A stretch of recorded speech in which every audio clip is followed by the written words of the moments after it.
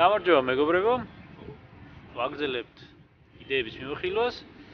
დღეს შემდეგი იდეა მინდა მოგაწოდოთ, რომელიც კარგად ჩანს მარკ ტვენის ისტორიაში. ის ხშირად ყვებოდა ამ ისტორიას მეგობრებში, არა მარტო. ყოველ დღე, ესე იგი, მის სახლთან მოდიოდა ადამიანი, რომელიც ყიდდა თევზს ორჯერ დღის განმავლობაში და მარკი უარით გაისტუმრებდა ხოლმე მას. არ უნდა თევზის ყიდვა, მაგრამ ეს გრძელდებოდა ერთი კვირის განმავლობაში.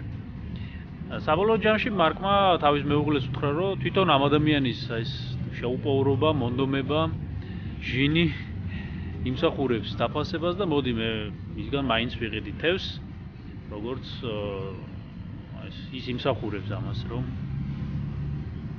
იგი შევიძინო მისგან თევზიო.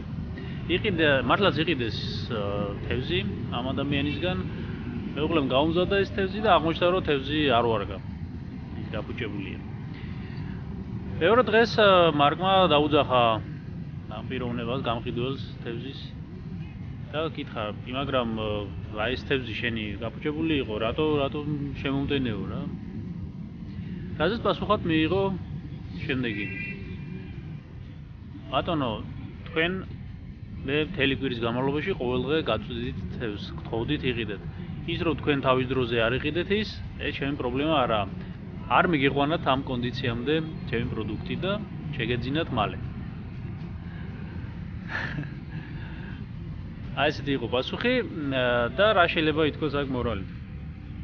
აი ჩვენ ხშირად არის რაღაცა შესაძლებლობები ჩვენ ცხოვრებაში, შანსები, რომლებზეც უარს ვიძახით, ან გადადება გვჩვევია ხოლმე. და ესე ვთქვათ, ვაფუჭებთ როგორც თევზს. ბოლოს, როდესაც ვუბრუნდებით, ესე იგი, ამ ჩვენს შანსს, ის უკვე აღარ მუშაობს, ის უკვე გაშვებულია. ბევრს აქვს ეს მომენტი და იდეა იმაშია, რომ ჩავიხედოთ დღევანდელი დღის შესაძლებლობებში, დავუკვირდით, რომ დღევანდელი დღე მეტი თქვენ ცხოვრებაში აღარ განმეორდება, საერთოდ არ განმეორდება. ერთგვარი უნიკალური დღეა, ყოველ დღე თქვენთვის, ჩვენთვის. და დღის შესაძლებლობების შანსები